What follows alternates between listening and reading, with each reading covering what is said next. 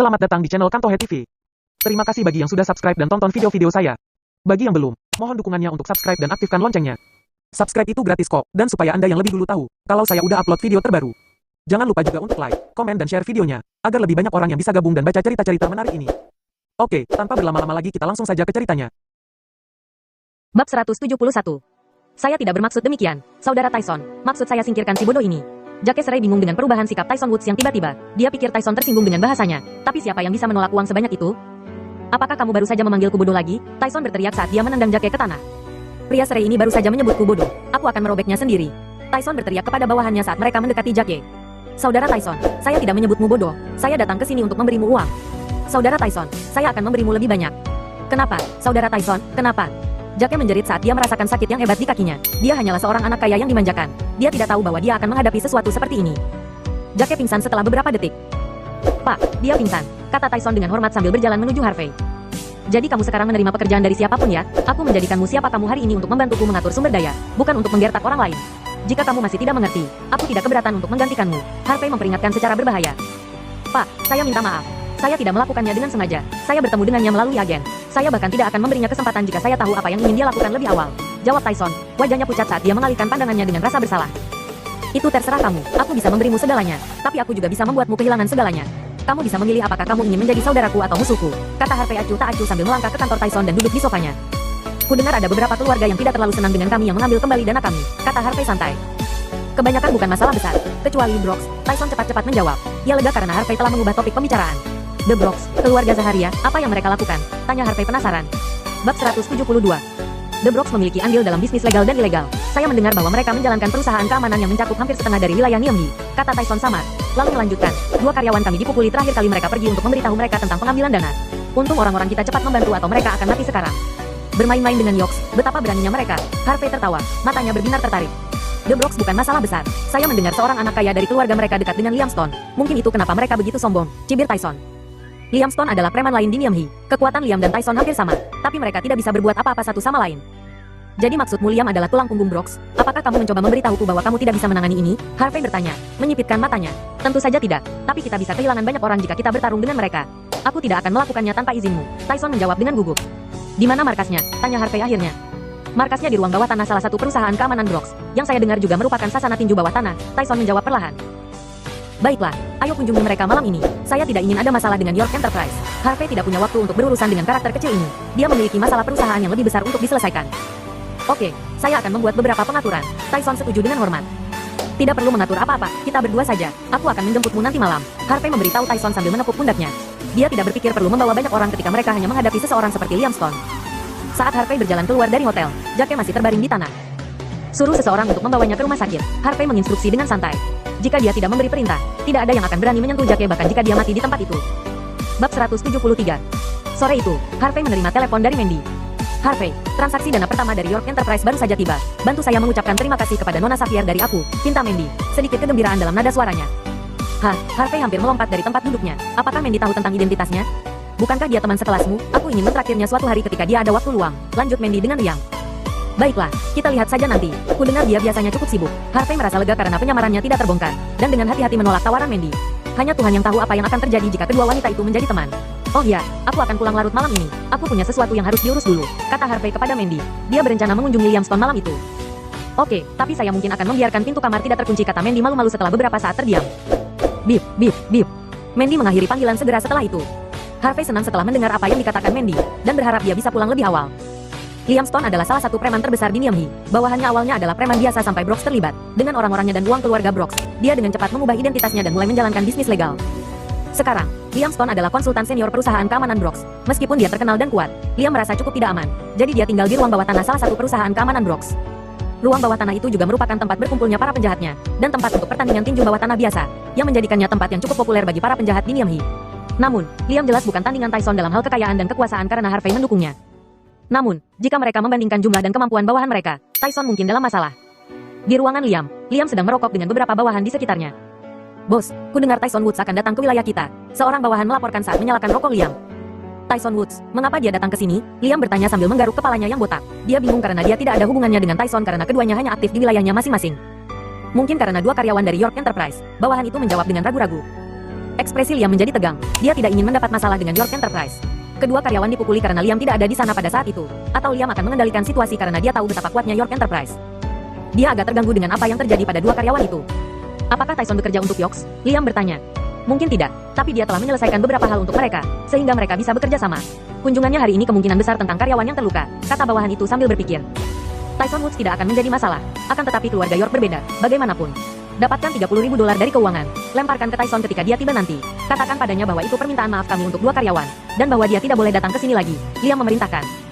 Apakah kamu tidak akan bertemu dengannya, bos? Bawahan itu menatapnya bingung. Apakah kamu bodoh? Kenapa dia tiba-tiba datang ke sini? Dia pasti memiliki seseorang yang mendukungnya. Aku akan menunggu sampai dia sendirian. Lalu aku akan menyingkirkannya untuk selamanya. Jawab Liam, seringai. Tapi, bos, saya dengar dia hanya membawa sopir. Bawahan itu menambahkan dengan ragu-ragu. Sopir, lihat apa yang dia coba lakukan. Jika dia berani menyebabkan masalah. Liam terdiam, lega dalam hati mendengar bahwa Tyson tidak membawa banyak orang. Dia hanya membawa satu orang. Ini akan mudah untuk menyingkirkan mereka kalau begitu. Di mana mereka sekarang? Liam bertanya pada bawahannya. Bos, mereka membeli tiket pertandingan, kata bawahan itu perlahan, terlihat bingung. Kenapa dia pergi ke pertandingan daripada menemuiku? Mungkinkah bocah Tyson ini ingin belajar satu atau dua hal dari kita? Siapa yang mengira bahwa penjahat besar seperti Tyson yang terbiasa dengan bisnis legal datang untuk belajar darinya? Seru Liam, dengan bingung. Sementara itu, Harvey dan Tyson masuk ke tempat Liam. Harvey melepas jaketnya dan melemparkannya ke Tyson, memperlihatkan otot-ototnya yang tegas. Tuan, apa yang Anda coba lakukan? Tyson bertanya dengan cemas. Dia rela memberikan nyawanya untuk melindungi Harvey, dan di sini Harvey aktif mencari masalah. Tidak banyak, hanya mencari kesenangan, kata Harvey bersinar sambil menunjuk ke ring tinju. Dua petinju berkelahi, sampai salah satu dari mereka dikeluarkan dari ring. Bab 174. Sementara itu, seorang pria tua yang mengenakan pakaian tradisional berdiri menunggu di sasana tinju bawah tanah. Dia mengamati sekelilingnya dengan tatapan tidak senang. Dia tidak berusaha menyembunyikan ketidaksenangannya terhadap tempat itu. Siapapun yang menonton siaran televisi tentang otentikasi barang antik akan dengan mudah mengenali pria ini. Dia tidak lain adalah Sunny Nicewell, Grandmaster otentikasi barang antik. Alasan kedatangannya di kota Niamhi adalah agar Harvey York mengotentikasi relik yang sangat berharga. Namun, penampilannya di gym malam ini adalah untuk tujuan bertemu dengan seorang teman lama daripada bekerja. Rosalie Nicewell, yang berdiri di sampingnya selama ini, memasang ekspresi tidak senang yang sama. Dari ruangan tempat mereka berada, mereka mendapat penglihatan yang jelas ke kompetisi tinju yang diadakan di atas ring. Meskipun mereka berasal dari garis keturunan yang dihormati, kesempatan seperti ini tidak asing bagi mereka. Sebagai keluarga yang baik, mereka terkenal karena bekerja dengan barang antik. Ada saat-saat di mana mereka harus mengasosiasikan diri dengan orang-orang yang agak tidak bermoral. Dipaksa menunggu begitu lama, kemarahan senior Nicewell berangsur-angsur meningkat. Bergerak. Pintu ruang VIP terbuka. Liam Stone memasuki ruangan, menyeringai, matanya tertuju pada Rosalie Nicewell, dan dia segera menelan sedikit rasa senang. Sebagai kepala seluruh geng preman, Liam Stone tahu sangat baik reputasi keluarga Nicewell. Dengan enggan, dia menarik kembali pandangannya dan memungkul di depan Sunny Nicewell. Tuan Nicewell, maafkan saya karena menggunakan nama paman saya untuk mengundang Anda. Saya memiliki sesuatu yang perlu dikonfirmasi oleh Anda, tetapi saya tidak bisa untuk membawanya kemana-mana karena asalnya yang sangat tidak biasa. Setelah mendengar ini, ketidaksabaran Sunny Nicewell menghilang, matanya bersinar terang, dan apa itu? Itu adalah artefak yang disebut The Eternal Jade. Namun, aku sendiri tidak bisa memastikan apakah itu asli atau palsu. The Eternal Jade, Sunny Nicewell menarik napas dalam-dalam. Di mana itu sekarang? Liam Stone tertawa kecil. Mohon bersabar. Tuan, kita selalu bisa melihat batu giok nanti. Saat ini, saya mengalami beberapa masalah di arena saya. Apakah Anda keberatan jika saya menunjukkan batu giok itu setelah saya menyortir semuanya? Tidak sama sekali. Jawab Sunny Nicewell dingin. Tetap saja aku heran ada seseorang yang benar-benar berani menantangmu. Bagaimana dengan reputasimu di Niamhi? Liam Stone menyeringai, wajahnya mirip kucing Cesar. Tuan Nicewell, beberapa orang tidak tahu tempat mereka. Sekarang Anda di sini. Silakan bergabung dengan saya untuk menonton pertunjukan. Dengan bertepuk tangan, bawahannya muncul membawa beberapa sofa dan beberapa botol anggur merah. Tuan Nicewell, anggur ini adalah salah satu koleksi saya yang berharga. Mari kita nikmati bersama, kata Liam Stone. Dia memberi isyarat kepada bawahannya di mana Harvey York dan Tyson Woods berdiri. Rosalie Nicewell mengikuti arah yang dia tunjuk. Ekspresi dinginnya meleleh. Ayah. Liam Stone tidak bisa mempercayai telinganya sendiri ketika wanita cantik ini akhirnya mengeluarkan suaranya. Dia berbalik, penasaran. Apa? Rosalie Nicewell mengabaikannya dan mengarahkan pandangannya ke tempat Harvey York berdiri, menatap dengan intensitas membara. Kenapa? Kenapa kami bertemu secara kebetulan lagi? Mungkinkah ini takdir? Pikiran itu membuat pipinya memerah. Dibandingkan dengan penampilannya yang sedingin es sebelumnya, dia terlihat sangat menggemaskan.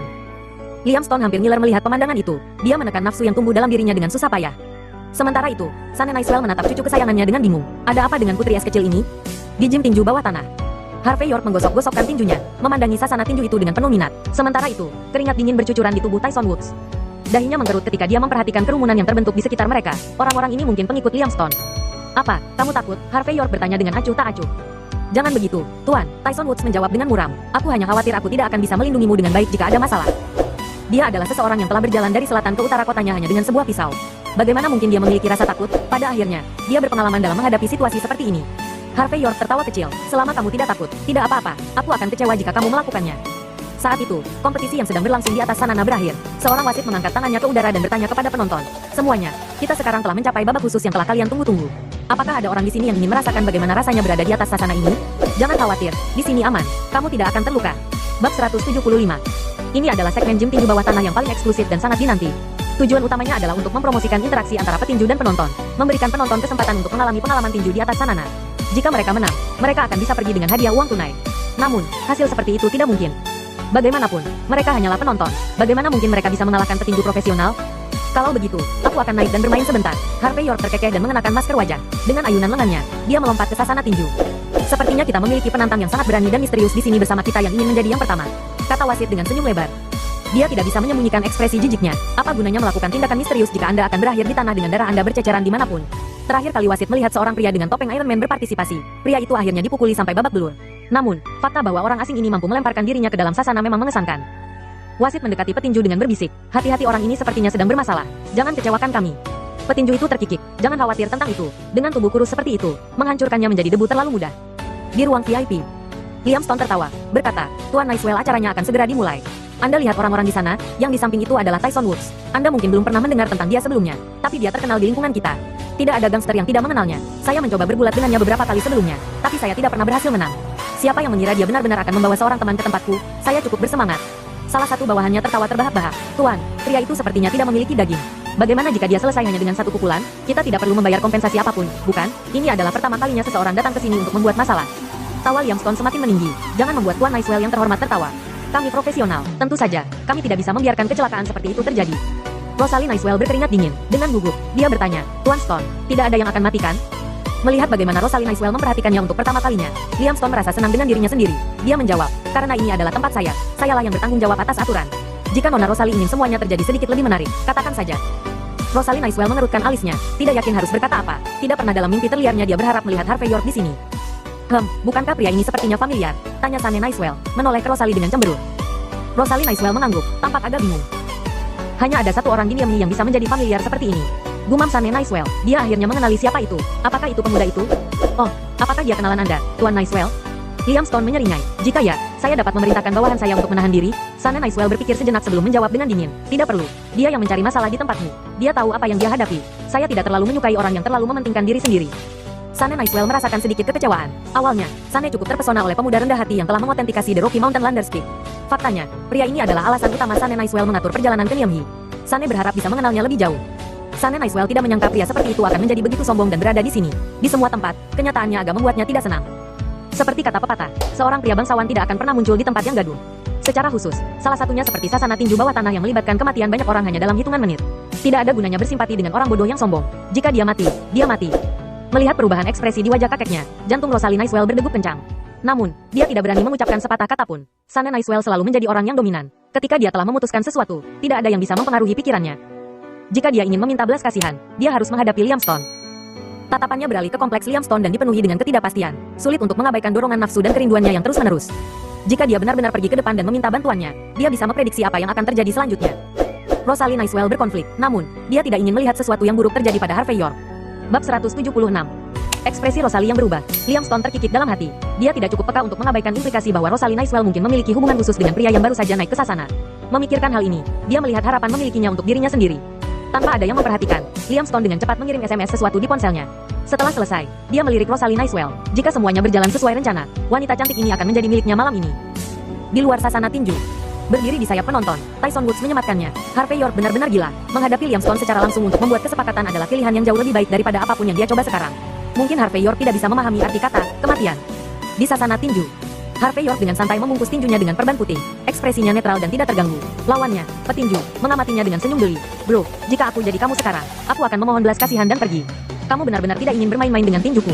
Aku tidak bisa mengendalikan seberapa keras pukulanku. Sayang sekali jika kamu dipukuli sampai mati hanya karena kamu ingin terlihat baik di depan orang lain. Harvey tersenyum, tetapi tidak mengatakan apa-apa. Dia memberi isyarat agar petinju itu maju dengan jarinya. Seringai petinju itu mati seketika, dan dia menyerang Harvey dengan sekuat tenaga. Harvey York melangkah ke samping, dan menghindar dengan mudah. Petinju itu tidak dapat mundur tepat waktu, karena gerakannya terlalu berat. Pukulannya melesat melewati dan tanpa melukai sehelai rambut pun milik Harvey. Dengan ekspresi dingin di wajahnya, Harvey York memanfaatkan kesempatan untuk melakukan pukulan yang tepat di wajah lawannya. Kekuatan pukulan Harvey sedemikian rupa sehingga petinju itu merasa beberapa giginya telah dicabut paksa dari mulutnya. Detik berikutnya dia terbang mundur, terlempar langsung dari sasana. Tali tebal di sekitar sanana tidak bisa menahan tubuhnya. Dia ambruk di lantai, berkedut kesakitan, tidak mampu bangkit. Kok hanya dengan satu pukulan? Keheningan melanda gym tinju. Biasanya, penonton yang ingin menantang petinju selama sesi ini memasuki sasana dengan hati yang ceria. Mereka bahkan tidak akan menjulurkan tangan untuk bertarung, karena mereka hanya ingin merasakan sensasi berada di dalam sasana tinju. Tak lama kemudian, mereka akan pergi. Tujuan dari segmen ini adalah untuk mendinginkan semua orang setelah serangkaian pertempuran yang menegangkan. Pertarungan yang terjadi tepat di depan mata mereka benar-benar mengejutkan. Apa-apaan ini? Apa itu? Apakah aku melihatnya dengan benar? Bukankah petinju itu seharusnya sangat kuat? Mengapa dia begitu lemah ketika melawan pria itu? Ini bukan lelucon kan? Semuanya terlihat begitu nyata. Seruan berisik meledak dari sayap penonton. Penonton menunjukkan ekspresi kaget dan tidak percaya. Bahkan Tyson Woods tercengang. Tyson selalu tahu Harvey York kuat, tetapi tidak mengantisipasi Harvey memiliki begitu sangat kuat. Harvey berada pada level yang tidak dapat dicapai hanya dengan mengikuti kelas kickboxing dasar atau dengan beberapa tahun berolahraga.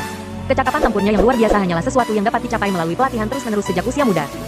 Di ruang VIP, Rosalind Nicewell perasaan khawatirnya berubah menjadi kaget dan tidak percaya. Dia tidak pernah membayangkan bahwa Harvey York sekuat ini. Dia bertanya-tanya apakah ada yang salah dengan matanya. Bagaimana orang ini bisa begitu misterius, namun begitu kuat? Dia tidak hanya bisa mengotentikasi barang antik dan relik, tetapi dia juga memiliki keterampilan tempur yang sangat baik. Tidak ada yang akan percaya kalau dia hanya menantu yang numpang. Apakah ada yang salah dengan mataku? Rahang Sunny Nicewell ternganga kaget, benar-benar bingung. Sunny melihat betapa kurus dan langsingnya pemuda itu, dan berharap dia akan ditendang keluar dalam waktu setengah menit. Kelincahannya tidak bisa dipercaya. Mungkin dia hanya buta sesaat, mungkinkah kekuatan dan kemampuan pemuda ini di luar dugaannya? Itu sesuatu yang lain. Ya, kata Liam Stone masam, tetapi dia dengan cepat memperbaiki ekspresinya. Dia merasa ada sesuatu yang mencurigakan saat Tyson Woods memasuki gymnya. Jelas sekarang bahwa Tyson Woods telah menemukan cadangan untuk dirinya sendiri, dan cadangan ini jelas merupakan orang gila di atas panggung. Tak hanya itu, pria ini pun mencuri hati Liam Stone. Secara mental, dia menempelkan label "mati" di dahi pria itu. Liam Stone, apa yang akan kamu lakukan? Sunny Nicewell berkomentar sambil tersenyum geli. Apakah kamu akan melanjutkan? Itu sudah pasti. Kita tidak bisa membiarkan orang luar merusak reputasi sasana tinju kita, bukan? Jika itu terjadi, saya akan kehilangan rasa hormat orang lain. Liam Stone menjawab perlahan. Senyum hangat merayap di wajahnya. Yakinlah, kamu pasti akan menikmati pertunjukan yang bagus hari ini.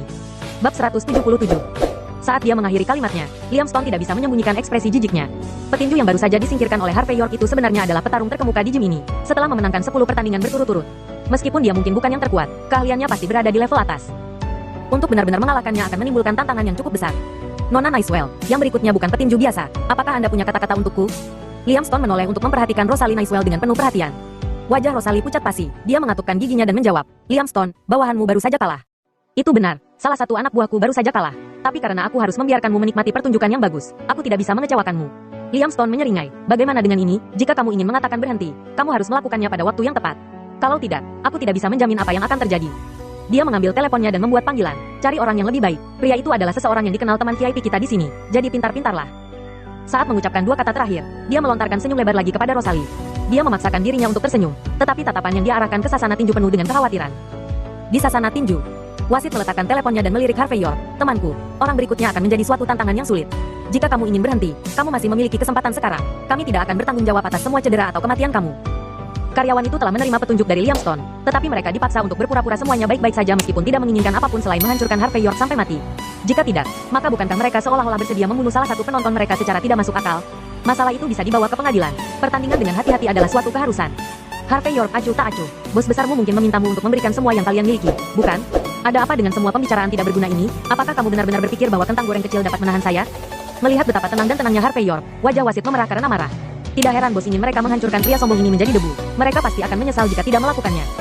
Petinju kedua bahkan lebih berotot dari yang sebelumnya. Dia mengukur Harvey York dan berkata dengan dingin, "Bro, jika aku jadi kamu."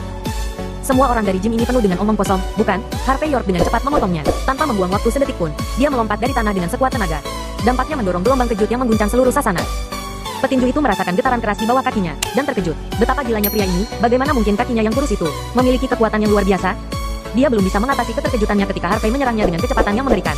Dalam hitungan detik, sebuah pukulan meluncur ke arahnya. Mata petinju itu berkedut saat dia secara otomatis melindungi wajahnya dengan kedua tangannya. Namun, pukulan itu ternyata hanya tipuan belaka. Hal berikutnya yang dia tahu, rasa sakit yang hebat menyerangnya. Lutut Harvey York melesat berputar ke perutnya, menggali ke dalam dagingnya dan mengirimkan kejutan kesakitan ke seluruh tubuhnya. Dubrak. Tabrakan keras bergema saat petinju itu pingsan. Dia berteriak kesakitan saat dia terhuyung mundur ke tepi sasana, mencoba dan gagal mempertahankan keseimbangannya.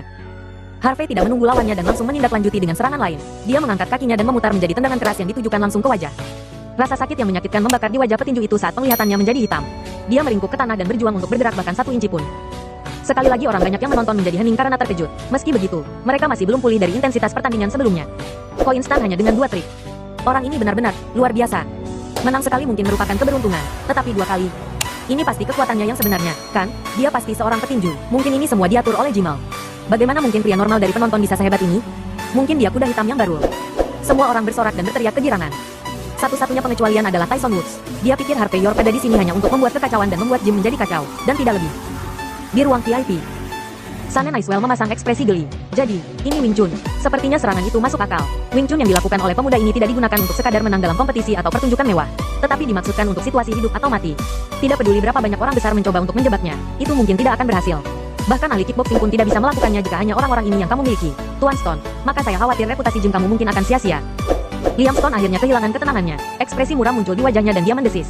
Jadi dia berencana untuk melumpuhkan semua anak buahku satu persatu, sendirian. Bab 178. Itu sangat mungkin. Ketika saya berada di ibu kota, saya telah menyaksikan sesuatu seperti ini. Master sejati dari jenisnya telah membenamkan diri dalam dunia seni bela diri untuk waktu yang sangat lama. Sanen Icewell menjawab sambil tertawa. Mereka mungkin tidak sebagus apa yang sering digambarkan dalam novel seni bela diri. Tetapi satu orang membunuh 100 orang bukan sekadar legenda. Wajah Liam Stone berubah lebih gelap. Ketertarikan Sanen Icewell tumbuh. Liam Stone semakin malu. Rosalind Icewell tidak bisa fokus pada apapun yang mereka berdua katakan. Pikirannya berkecamuk. Pria ini benar-benar luar biasa. Bahkan dua petinju yang menakutkan tidak bisa mengalahkannya. Dia jelas bukan pecundang yang tidak kompeten. Namun, dia rela menjadi menantu yang numpang dan membiarkan dirinya diejek oleh semua orang di kota. Mengapa? Apakah itu benar-benar karena seorang wanita? Tapi dia bahkan belum menyentuh tangan istrinya bahkan setelah 3 tahun menikah, bukan? Rosalind Icewell bingung. Dia tidak bisa memahami dirinya sendiri. Melihat rasa malunya yang semakin meningkat dan rona merah di wajahnya, Liam Stone membara dengan amarah. Awalnya dia ingin pamer padanya, sampai mengancamnya dengan nyawa Harvey York yang dipertaruhkan. Sekarang, yang dia rasakan hanyalah rasa malu. Jika dia gagal menendang pria itu malam ini, reputasinya sendiri akan hancur. Memikirkan hal ini, dia mengetuk serangkaian nomor di teleponnya dan membuat panggilan lain. Nada suaranya sedingin es, bahwa dia masuk sekarang. Di atas sasana, wajah wasit menjadi cerah ketika dia menerima instruksi. Tampaknya bos telah memutuskan untuk memberikan segalanya untuk mempertahankan reputasi Jim tinju bawah tanah ini. Bahkan jika itu berarti mengirimkan petarung terbaik kita. Panggilan itu membuatnya sedikit gemetar karena takut. Kemarahan Liam Stone terlihat jelas walaupun hanya melalui telepon. Jika orang berikutnya tidak bisa melakukan apapun pada Harvey York, hidupnya tidak akan terjamin. Mengambil napas dalam-dalam, dia memaksakan dirinya untuk tersenyum. Apakah kita akan melanjutkannya, Tuan? Karena semua petarungmu jelas-jelas sampah. Kenapa kamu tidak berhenti membuang-buang waktu dan langsung mengirim Liam Stone kepadaku? Harvey York menjawab dengan dingin. Wasit langsung menebak niat Harvey York. Pria ini tidak bermaksud apa-apa selain membuat masalah di gym. Dia tidak akan berani menyampaikan ini ke Liam Stone. Sebaliknya dia hanya bisa berkata, jangan khawatir. Jika kematian adalah apa yang kamu inginkan, kami tidak akan mengecewakanmu. Kami akan mengirimkan petarung terbaik kami sekarang juga. Wasit membelakangi Harvey York dan menuju ke arah ruang istirahat para petinju. Ketika mereka mendengar bahwa petinju lain jatuh, mereka tidak bisa menahan kebingungan mereka. Bagaimana mungkin seorang penonton bisa sekuat itu? Ini sama sekali tidak normal. Wasit mendekati seorang pria muda dengan gaya kerucut, dengan wajah yang menunjukkan bahwa dia tidak peduli apapun. Sekarang giliranmu, Dario. Dario Moore mengangkat kepalanya sambil tersenyum. Bekas luka ringan di wajahnya yang tampan terlihat di bawah cahaya. Aku tidak punya pertandingan untuk hari ini, kan? Senyumnya memberinya kesan sebagai orang yang baik, namun latar belakangnya sangat luar biasa. Desas-desus berbicara tentang bagaimana dia dijuluki sebagai Dewa Perang selama dinasnya di ketentaraan. Dia adalah yang terbaik di antara semua prajurit, berdiri di paling atas. Setelah pensiun, dia datang bekerja untuk Jim tinju bawah tanah Liam Stone. Dia belum kalah satu pertandingan pun. Keterampilannya yang luar biasa membuatnya mahal. Karena itu, Liam Stone hanya akan mengirimnya keluar untuk keadaan yang paling mendesak. Alasan Dario untuk berada di gym sederhana, dia hanya menginginkan uang. Jika bukan karena itu, tidak ada yang bisa mengendalikan Dewa Perang ini. Wasit menjilat bibirnya, berhati-hati untuk berbicara perlahan. Bro Dario, saat ini gym kami menghadapi masalah besar. Jika reputasi kita hancur, bukankah itu sama saja untukmu? Apa hubungannya denganku? Kita membuat kesepakatan, $1.500 bagi saya untuk tampil di atas sasana. Wasit mengatukkan giginya, dia tahu betul bos besar saat ini sedang marah besar. Jika dia melaporkan sesuatu yang sepele seperti ini, dia pasti akan dicap sebagai sampah dan berisiko dipecat dari posisinya. Tidak mungkin baginya untuk menanggung akibatnya jika ada sesuatu yang merusak reputasi Jim. Setelah diam sejenak, dia memberitahu Dario, kami akan menambahkan $3.000. Dario Moore berdiri dan menepuk bahu wasit. Saudaraku, mengapa kamu tidak mengatakannya lebih awal? Ada apa dengan semua pembicaraan yang tidak perlu itu lebih awal? Dia berjalan keluar ruangan dengan acuh tak acuh. Pada saat dia muncul, banyak orang tidak bisa mempercayai mata mereka. Jim benar-benar mengirim Dario Moore ke panggung? Bab 179. Dalam keadaan normal, Dario Moore hanya akan tampil 2 atau 3 kali seminggu. Itu dianggap sebagai kesempatan beruntung bagi siapapun untuk melihatnya beraksi. Banyak yang datang setiap hari hanya untuk melihat dia bertarung. Alasannya sederhana, pertarungan Dario sangat keras, dan lawan-lawannya seringkali berakhir tergeletak di genangan darah mereka sendiri. Meskipun demikian, penampilannya membawa bakat keanggunan. Seringkali pertarungannya akan tampak seperti pertandingan eksibisi persahabatan pada awalnya, kemudian berkembang menjadi pertarungan berdarah yang sebenarnya. Setiap pertandingannya tidak pernah gagal memukau. Dario benar-benar muncul. Hari ini bukan acara khusus dan tidak banyak orang. Mengapa Jim membuat pengaturan seperti itu? Mungkinkah ini tidak direncanakan? Mungkin pria bermasker itu mencoba membuat masalah? Jika pria itu bukan bagian dari Jim, dia akan berada dalam masalah besar ketika Dario keluar untuk bertarung. Rumor mengatakan bahwa Dario pernah menghancurkan setiap jari lawannya. Orang itu benar-benar berubah menjadi lumpuh. Aku tidak menyangka akan menonton pertunjukan yang begitu menghibur hari ini. Datang ke sini tidak sia-sia. Kerumunan menjadi bersemangat dan antusias. Masing-masing dari mereka menantikan pertandingan berikutnya, bersemangat untuk melihat bagaimana perkembangannya. Ekspresi Tyson Woods berubah menjadi gugup. Dia akrab dengan latar belakang Dario, dan bahwa Dario adalah petinju Liam Stone yang paling menakutkan. Namun, tidak ada cara untuk menghentikan pertandingan yang akan terjadi. Karena Harvey telah menginjak-injak reputasi Liam, Liam tidak akan membiarkan Harvey pergi bahkan jika Harvey meminta untuk menyerah. Penonton menjadi lebih gaduh pada detik ini, dan mulai bersorak keras. Bahkan suara mereka mencapai ruang VIP. Rosalie Nicewell bertanya secara naluriah, "Tuan Stone, apakah Dario sangat kuat?" Liam terkekeh mendengar kata-katanya. Dia petinju kami yang paling terampil. Tidak ada yang seperti dia. Dia tidak terlalu terlihat. Biasanya, hanya bertarung sekali atau 2 kali seminggu. Namun kali ini, saya harus membayar beberapa ribu untuk dia masuk sasana. Itu bukan jumlah uang yang kecil, Nona Nicewell. Jumlah itu lebih dari cukup untuk menutupi biaya hidup beberapa bulan bagi orang-orang kelas pekerja. Dario hidup sesuai dengan harganya. Sampai saat ini, dia satu-satunya orang yang bisa tetap menang di setiap ronde. Dia tanpa ampun saat bertarung. Lawannya yang paling beruntung berakhir di rumah sakit selama seminggu. Apakah mungkin untuk memintanya menahan diri? Rosalie berseru tanpa sadar. Takut Harvey akan terluka. Liam tersenyum kecil. Tentu saja, ada caranya. Yaitu, jika saya secara pribadi pergi untuk menghentikannya, dia tidak akan menerima perintah dari orang lain. Bahkan jika orang yang paling berpengaruh datang, dia tidak akan mengkhianati saya. Ada cara lain, tapi itu akan membutuhkan seseorang yang lebih kuat darinya. Meskipun jika kau bertanya padaku, orang seperti itu mungkin belum lahir. Liam tersenyum penuh kemenangan. Dengan Dario, Liam yakin pria bermasker ini akan mati, atau lumpuh seumur hidup. Jika Rosalie ingin turun tangan, dia harus menyetujui semua permintaannya. Rosalie sayang, ini pertandingan tinju. Hidup dan mati ada di tangan sang pencipta. Sane Nicewell berkata pelan, jika kita ikut campur sekarang, kita dapat menyebabkan Dario menjadi lebih marah. Dia mungkin akan mendaratkan pukulan yang lebih berat. Lebih dari itu, aku ingin melihat apa yang mampu dilakukan oleh bintang Inil. Bagaimana mungkin orang yang cerdik seperti Sane tidak menyadari perhatian luar biasa Rosalie terhadap Harvey? Namun, dia adalah tipe pria yang lebih suka menyembunyikan emosinya yang sebenarnya. Bahkan, dia sendiri agak senang dengan performa Harvey sejauh ini. Dia menantikan untuk melihat lebih banyak lagi prestasi luar biasa Harvey. Mendengar itu, Liam tersenyum. Memang, Tuan Nicewell memahami kita dengan baik. Bagaimana kita bisa pergi dan menghentikan pertandingan ketika seseorang seperti Dario keluar untuk bertarung? Mari kita terus menonton. Di atas sasana, Dario melirik Harvey dengan santai dan tersenyum. Bro, aku melihatmu memiliki lengan yang lemah dan kaki yang kurus. Mengapa kamu tidak berlutut dan aku akan memukulmu beberapa kali di kepala? Aku berjanji tidak akan membunuhmu. Bagaimana kedengarannya? Pupil Harvey melebar saat dia mengamati Dario. Dario mungkin terlihat santai, tetapi sikapnya benar-benar berbeda dari petinju lain sebelumnya. Hanya mereka yang memiliki latar belakang unik yang akan acuh tak acuh terhadap masalah hidup dan mati. Meskipun Harvey lebih fokus kali ini, dia tidak takut. Dia telah membenamkan dirinya dalam seni Wing Chun selama bertahun-tahun dan telah menempuh jalan pertempuran yang sebenarnya. Meskipun dia tidak banyak berlatih selama 3 tahun terakhir karena kondisi tubuhnya, fondasinya masih utuh. Jika bukan itu masalahnya, dia tidak akan bisa menggunakan kekuatan seperti itu selama pertandingan sebelumnya. Saya pikir kamu harus berlutut di depan saya sebagai gantinya, jawab Harvey pelan. Sepertinya kamu punya cukup pengalaman. Seringai sombong Dario menghilang, aura dingin menyebar di wajahnya yang tampan. Dia berkata, awalnya, saya pikir saya tidak akan terlalu menyakitimu. Tapi kamu yang meminta ini pada dirimu sendiri, jangan salahkan saya untuk apapun yang terjadi. Dario mengeluarkan beberapa perban dan melilit di tangan kirinya. Dia meretakkan buku-buku jarinya, suaranya mirip dengan popping popcorn. Kaki kiri Harvey mundur setengah langkah ke belakang. Dia mendorong ke bawah tubuhnya, dan mengencangkan otot pahanya. Bab 180. Begitu dia selesai membungkus perban di tangannya, Dario Moore bergerak dan menerjang ke depan. Dia menyerang dengan kecepatan luar biasa, sebanding dengan sprinter terampil yang menerobos lari 100 meter. Harvey menekan kaki kirinya dengan kuat di tanah, menggunakan momentum untuk mendorong tubuhnya saat dia juga melompat ke arah Dario. Penonton menyaksikan pertarungan berlangsung dengan napas tertahan. Di ruang VIP, Sane Nicewell tersenyum. Rosalie Nicewell berada di samping dirinya sendiri dengan gugup. Wajah menyeringai Liam Stone sebelumnya sekarang digantikan oleh ekspresi muram.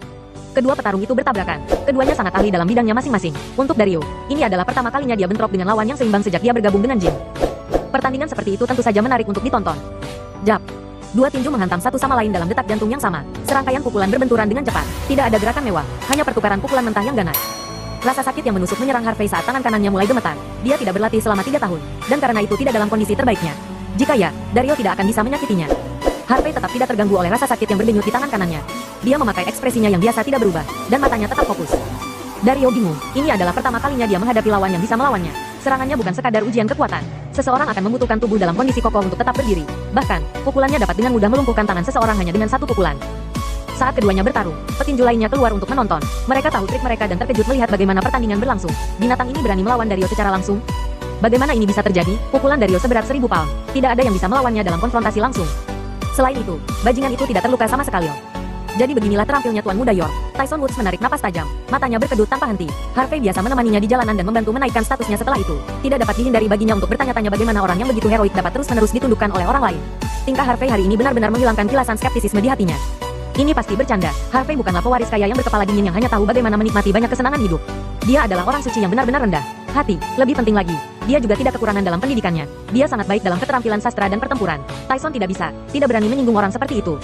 Di ruang VIP, sudut mata Liam berkedut tak percaya saat dia terus menonton pertarungan. Dia mengira pukulan Dario akan dengan mudah membunuh pria itu, atau setidaknya membuatnya cacat. Itu adalah apa yang pantas didapatkan oleh bajingan itu karena datang untuk membuat kekacauan dan merebut wanitanya. Bagaimana dia bisa menahan serangan Dario dengan begitu mudah? Mungkinkah Dario menahan kekuatannya yang sebenarnya? Dario pasti sedang bermain dengan nyal betul sekali. Tentunya, itu yang terjadi. Rosalie menghela napas lega. Kegembiraan terlukis di wajahnya. Kekuatan pria ini mengejutkan sekaligus menakutkan. Dalam hidupnya dia telah melalui banyak pengalaman dan bertemu banyak pria. Tapi dia belum pernah bertemu orang yang bisa dibandingkan dengan Harvey. Sane sepertinya berbagi pemikirannya. Dia tersenyum kecil. Pria ini tidak buruk sama sekali. Aku akan setuju jika kamu ingin dia menjadi suamimu. Kakek, apa yang kamu bicarakan? Wajah Rosalie memerah. Dia mempunyai keluarga. Apa? Sane menyeringai lebar. Untuk keluarga Nicewell, jika kamu ingin seseorang menjadi lajang, maka dia akan lajang. Liam mengerutkan alisnya saat mendengarkan percakapan mereka. Dia dengan cepat mengganti kerutannya dengan senyum dan berkata, sepertinya pria ini adalah tipe Nona Nicewell. Namun, saya tidak berpikir Anda perlu terlalu khawatir tentang apakah dia memiliki keluarga atau tidak. Saya pikir Anda harus lebih khawatir jika dia bisa bertahan. Dia hanya penuh semangat karena Dario masih bermain dengannya. Ketika Dario menyatakan cukup, aku takut. Liam yakin akan kemenangan Dario. Tidak ada yang bisa menandingi keahliannya. Tubuh indah Rosalie bergidik mendengar kata-katanya. Dia tanpa sadar melihat Sasana itu, mendapati dirinya mencemaskan konsekuensi yang mungkin terjadi. Di atas Sasana, baik Dario dan Harvey mundur setengah langkah setelah saling menyerang. Dario satu sentuhan lebih cepat dan segera menyerbu ke depan, melemparkan rentetan pukulan keras dengan kedua tinjunya. Keterampilannya dipoles dan disempurnakan melalui pertempuran nyata serta krisis hidup dan mati. Sementara serangannya mungkin tampak berantakan, masing-masing dari mereka dengan hati-hati diarahkan untuk menyebabkan rasa sakit sebanyak mungkin. Harvey terjebak dalam posisi sulit. Dia hanya bisa menghindar, tidak dapat menemukan kesempatan untuk membalas dan melawan serangan tak henti-hentinya Dario. Dengan lolongan tekad, Dario melemparkan tangan kanannya seperti bola meriam dan melemparkan pukulan kuat ke arah dada Harvey. Wajah Harvey berubah drastis. Dia buru-buru menyilangkan tangan di dada untuk bertahan. Pukulan keras Dario mendarat di tubuhnya, mendorongnya menjauh dan membuatnya meluncur melintasi Sasana. Di ruang VIP, segelas air di tangan Rosalie jatuh ke tanah dan pecah. Adegan di depannya mengalir seolah-olah itu adalah film. Meskipun tidak berada di atas Sasana, dia bisa merasakan kekuatan luar biasa Dario berada dalam satu pukulan itu.